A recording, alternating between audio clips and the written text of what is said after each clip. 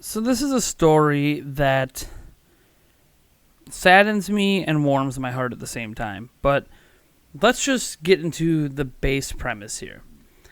At around 3:30 yesterday morning, Damian McFerrin over at Nintendo Life put up an article about Chris Taylor. He is a person who has survived cancer, has survived 3 different bouts of cancer and beaten it. However, they are currently considered terminally ill with the current cancer diagnosis, and after fighting, all these other bouts of cancer valiantly over the years, Chris Taylor has decided that he no longer wants to do the treatments that could potentially extend his life, because ultimately this form of cancer he has now cannot be beaten. It's terminal. He will pass away. And for those who don't know anything about cancer treatments, they're very intense on your body. Now, I haven't been through them myself, so I can't speak from personal experience. But my grandfather and some other family members of mine have been through it, and I've been at their bedside during some of these moments, and I'm aware of the excruciating pain and the frustrations and everything else that goes into a lot of these treatments that are really just there to help you and help you live longer. So while Chris Taylor could live longer, knowing that it's terminal, knowing that there's no coming back, he's just done. He's done dealing with these painful treatments. He doesn't want to live the last 3 to 6 months of his life, maybe if he's lucky a year at most, spending all this time in the hospital with treatments, because it's really no life to live. You don't want to live in a hospital in constant pain all the time. You'd rather just enjoy the time you have left. That's at least the way that Chris Taylor views things, and I can understand why he views it that way. It's hard for me to even grasp terminal cancer because I haven't even had family members that have terminal cancer. They've all had cancer you could beat and could overcome.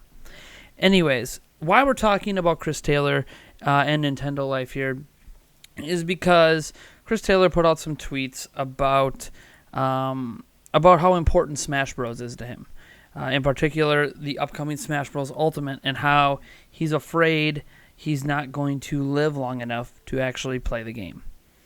So the reason that Nintendo Life shared this story is because there's a movement started by Alex Rochin over on Twitter, who happens to be a voiceover person, a sound designer, a video game level design person, etc. He's in the video game industry, spreading the story of Chris to start a campaign to get Nintendo's attention to maybe give Chris early access to Super Smash Bros. Ultimate before he dies.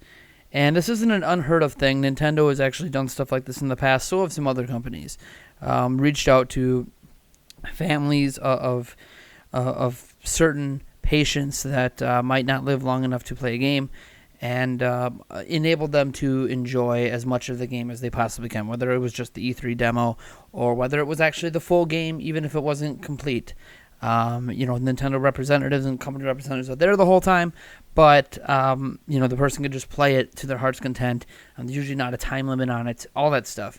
It's something that has happened. It's not an often occurrence, but it's one that Alex Rochin's trying to make happen for Chris Taylor. So for starters, I'm going to put a direct link down to Alex Rochin's tweet about this, and I really, really encourage that you retweet it and like it, and then also potentially tag Chris Taylor in your own separate tweets, and then tag in Nintendo of America and Nintendo of Canada to get their attention.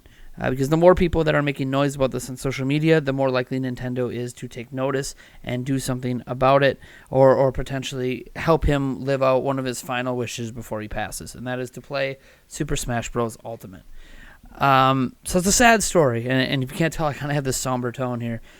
Chris Taylor, when he first came out about this, he said he's really scared I won't be able to play Smash Ultimate, and he says, I know this is childish to despair over a video game, but Smash means a lot to me, and when Ultimate looks so good, it breaks his heart.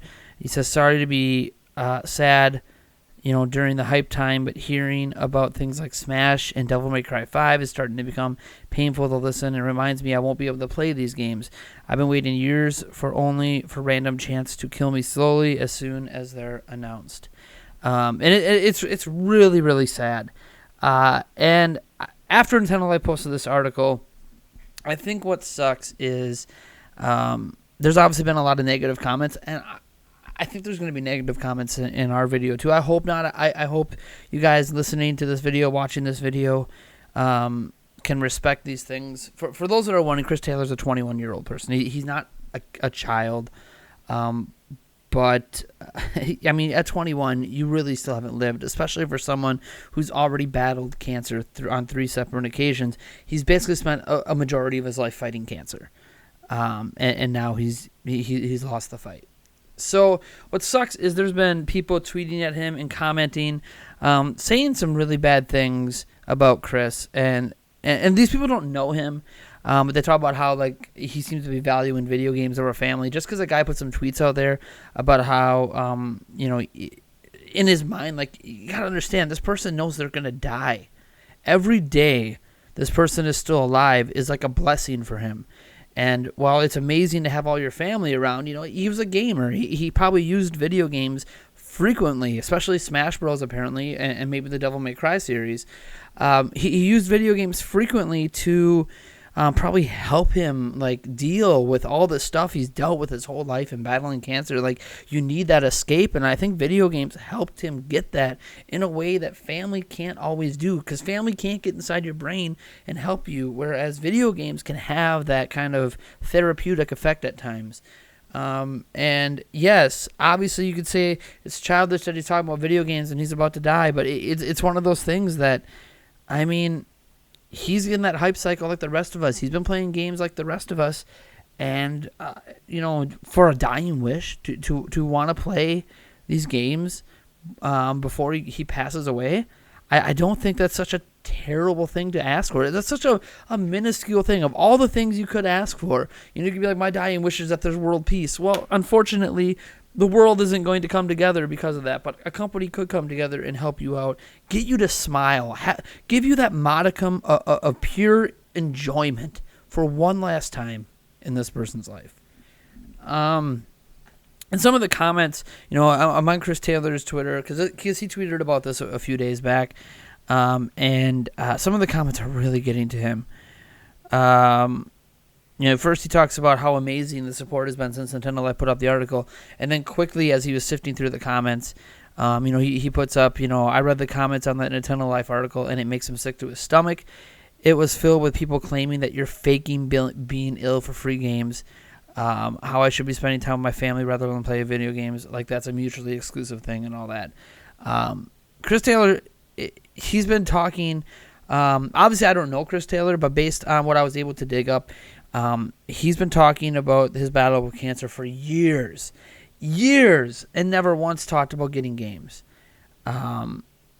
There's no reason to doubt this person's has cancer. And before Nintendo does anything, they can obviously tell when they contact the family if there's something going on. There's medical logs of this stuff in the system. They can figure this out.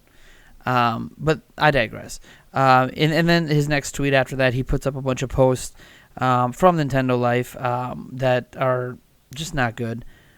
Things like, that's right, how dare you state that family is more important than video games. Like, if I had to choose between the lives of my relatives and my Switch, of course I would choose video games. Isn't that right, guys, right? Just mocking the hell out of him. And then, another comment, well, not to sound horrible, but he's not just lying to get an early copy, right? Thank you for the early copy of Smash. Nintendo, I posted everything on my YouTube channel. Oh, and I got better. Thanks for helping me get the game first. Like, he's not even asking Nintendo to send him a review copy. Like, that's not how Nintendo does these things. When someone is this ill, this isn't coming out till December. Review copies aren't coming out till November. Like, this person could be dead in a week. And we're going to sit here and act like it's such a hard thing, to such a terrible request. Anyways. Other comments. This one guy, G-Sunet, says, if I was a developer, I'd be pretty hacked off if I was trying to finish off a game, and then an internet campaign started pressuring me to finish it even earlier, just so that one particular person might be able to play it before they die. There are thousands of people dying every day. We're all going to die, and we don't know when, but Sakurai and company have to rush to completion of their game because of a pocket of the internet says one kid deserves it. No! That's not even what the kid's asking. You could bring Smash to him in its current... You could give him the E3 demo. You think this kid was at E3? As he's battling... This 21-year-old, okay, sorry, I apologize, Chris, if you're watching this video. I know you're not a kid. But this 21-year-old human being, you think he was at E3 as he's battling cancer playing Smash Bros? They could simply bring him the E3 demo and unlock it so he can play everything he wants. He's not even requesting the full, he just wants to play Smash. He's not saying he needs the whole game. Oh my God, who are we to mock the dying wish of someone with terminal cancer? What kind of crap human being do you have to be? I understand that we can't presume that Chris is not faking stuff, but we also can't presume that he is faking. This is something that can be checked out before he ever gets to play the game. And if it is fake, obviously Nintendo's not going to do anything. But if it's real, they're going to. And if it's real, you're going to feel like a pretty shit person, aren't you? Especially if it turns out a month from now this person is dead and no longer with us.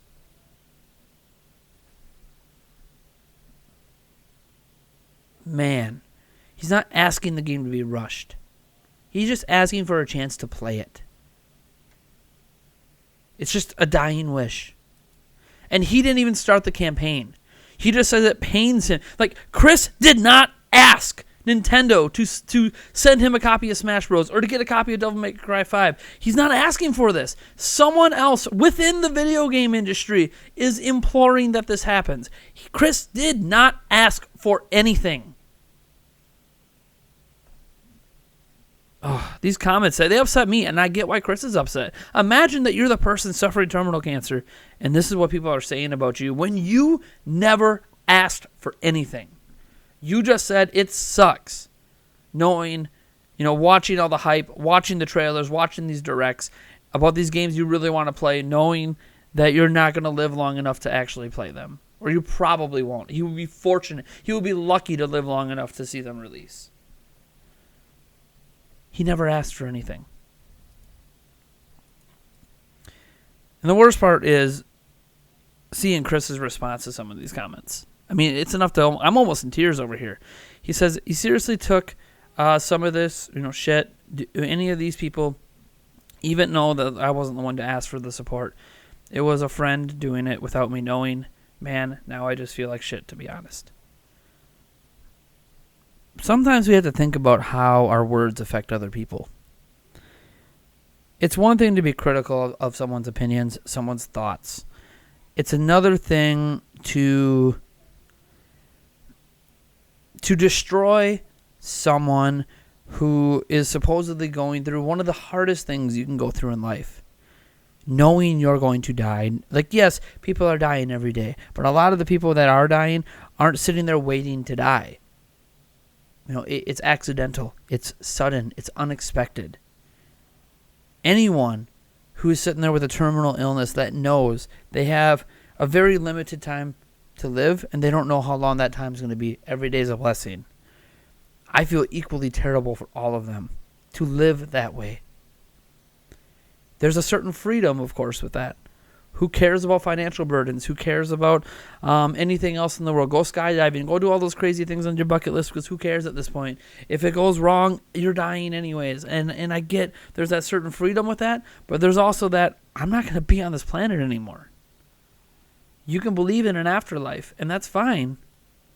But who are we to question this person in such a direct manner? You want to find out if he's telling the truth? Talk to him. How hard is it to contact him and be like, hey, I really feel for you. I just want to make sure that that there's no doubt that the internet does not doubt you. Is there any possible way that we could see any public-facing stuff about you being taken to a hospital or anything like that? Like any possible documents that you're willing to share that don't include addresses and stuff like that. That at least show, your treatments, any pictures of you in the hospital, perhaps, stuff of that nature. Just like, and even asking for that's rude, but it's better than just outright attacking this person and calling him a liar. Chris Taylor put out another tweet, and he said, "I don't think I'm better than anyone else. I know how lucky I am, and I wish others could get the help that I do. I felt guilty for how much support I have. To be honest, it feels undeserved. And I'm not a kid. I'm 21 years old. Sorry those comments are just messing with me right now and not in a good mindset." Chris?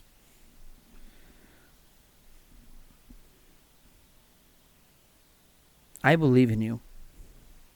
I know things are bleak. I know the internet can be terrible.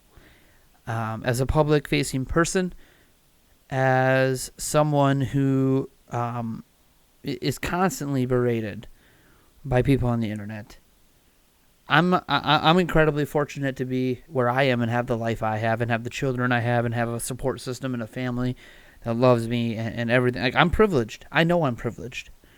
And you know you're privileged too, because the things you have in life are still like so much better than what many other people in this world have. And I can't begin to understand the fight you're going through, the mental grind, the knowing any day it could be the end. That's it. And I know you made that tough choice to not want to live in misery just to add, 6 months to your life. I'm sorry. I want to apologize on behalf of the internet. I'm part of the internet. We're all part of the internet. And I want to apologize on behalf of the internet that thinks you're a liar. That instead of looking into things and just directly asking you, making blanket assumptions, people chastising you for caring about video games in a time when you're literally dying. You are dying. Yes, we're all dying a little every day. We're all waiting for the end at some point. But none of us know that end is coming this soon, right? I'm 32. I presume I have another 50 years on this planet at least. That's what I'm presuming. If not 50, at least another 40. Another 45. I'm not worried that I'm dying in a day. I know I could. I could have a heart attack tomorrow. I could be hit by a train. I get hit by a bus. I could get in an accident myself. Someone could drive by my house and shoot, and I could die. I could trip and, say I'm at like a baseball game. I could trip and fall over the balcony and die. Like, there's 1,000,001 situations where my life could end tomorrow. But all of that is an uncertainty. That is something that that I can't live my life thinking every day that could happen. But when you are terminally ill like you are, man, you know it's coming. There's not a question of if it's going to happen. It's just a question of when. I don't get how people can be this shameful. So I'm proud to make this video and to spread awareness of your situation, to help that other person on Twitter push this request through to Nintendo. I hope Nintendo's listening. I'm going to even go a step further. I'm going to ship off this video, your tweets, and the other person's tweets, Alex's tweets, directly to Nintendo with every contact I have. I'm going to go through every PR contact I have with Golan Harris. I'm going to go through other outlets I have behind the scenes with other third-party companies that might know some people at Nintendo to get this story to them.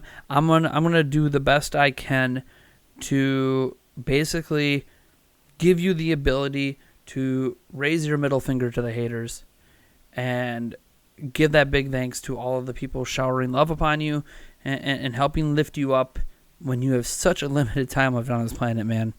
I wish I could give you a hug right now. I wish I could, help coach you through dealing with this hate on the internet. I wish I could have gave you my ticket and flight to E3 myself, flown you out there myself if I had known you and knew, like if you knew back then that this was your diagnosis. I wish I would have known. I would have tried to find any possible way to get you to E3 to play any of these games that you wanted to play. I would have worked all of my contacts everywhere, including people I met at the damn hotel that worked at some of these third-party companies to get you access. Because, man, you're not going to be here next year.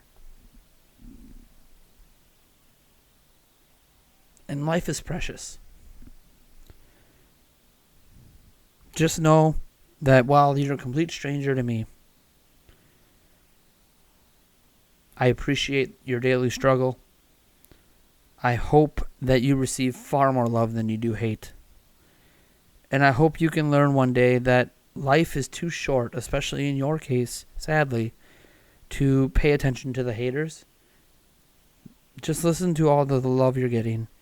And I hope that Nintendo and any other company out there can help make and your family as well, can help make the remaining days you have on this planet, days you have on this planet, as joyful as possible. Because we all deserve that before we go. Anyways, folks, I'm Nathaniel Rufflejans from Nintendo Prime. If you like this video, you know what to do. I implore people to, in addition to sharing the tweets and all that stuff, obviously that's one medium to get your get Nintendo's attention. I implore you to send this, share this video around, share the Nintendo Life article that I have linked down in the description, share the tweets, and don't just share them on Twitter, share them on Facebook, share them on Instagram. I don't know. Share it around on your various Discord communities. I'm not doing this to, it's got nothing to do with me today, folks. Today's about Chris. In fact, Chris, if you're watching this, I will have my email down in the description. Why don't you send me an email and tell me if there is any video game, whether it's on PlayStation 4, Xbox, Switch, PC, whatever, that you really want to play that you just don't have right now. Let me know, and I'm gonna buy that for you and ship it off to you, literally the moment you send me that email, and get me whatever shipping information I'm gonna need. I'm here for you, man, and I just want to make whatever time you have left on this planet just a little bit better. All right, folks. I'll catch you guys in the next one.